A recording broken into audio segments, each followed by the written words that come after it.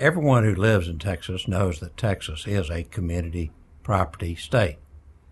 And they assume that that means that if they get divorced, everything is going to be 50-50. Unfortunately, or fortunately, as the case may be, that is not the law. Texas is what we call an equitable division state, meaning that the court is to divide the property in an equitable manner between the parties. The technical term for it is a just and right division, where the court is instructed by the legislature to divide the property in a manner that the court deems just and right, having due regard for the rights of the parties and any children of the marriage. When people come in for a divorce, they don't really quite understand what this means, and that's where they need the guidance of a good attorney.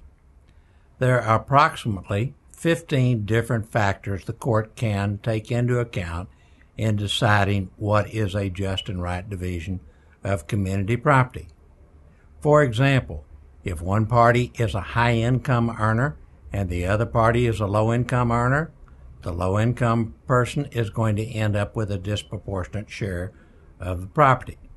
If one party has some type of illness or health problem, that party is going to end up with a disproportionate share of the community property.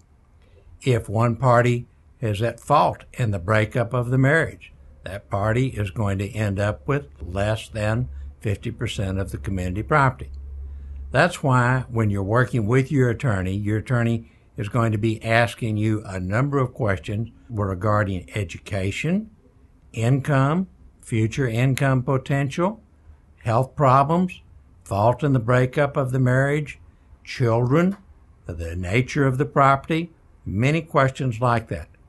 A good attorney will eventually be able to develop a strategy and be able to advise you as to a just and right division of your community property in Texas.